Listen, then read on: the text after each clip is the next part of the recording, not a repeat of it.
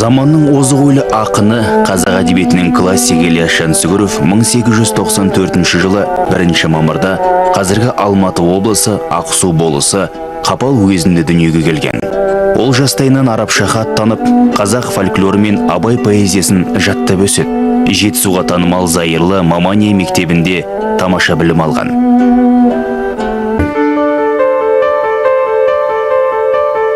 Өмірбаян беттерін ақтара отырып, Ілияс Жансүгіровтің 1935 жылдың 15 қарашасынан бастап ұстаз, ақын, тілші, көрнекті қоғам қайраткері ретінде қазақ қоғамы мен әдебиетіне өлшеусіз үлес қосқан еңбек жолын көреміз.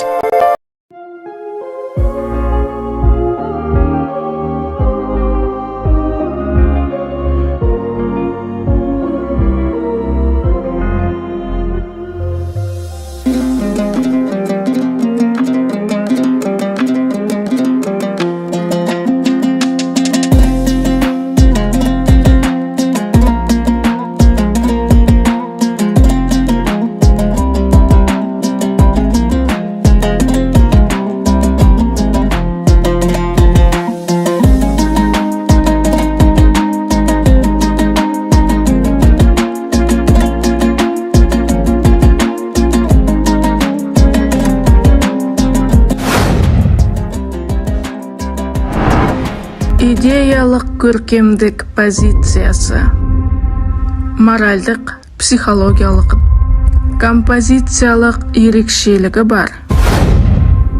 Ілияс Жансүгіровтің Райхан атты 5 суретті драмасы.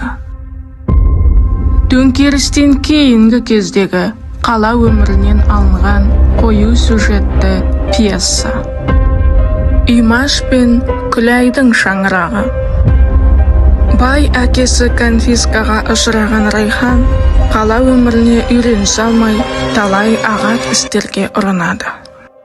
Адалдық, арамдықпен бірге жүретініне көзі жеткен, бой жеткен, өз тағдырын осы күйге өзі жеткізгеніне нала болады.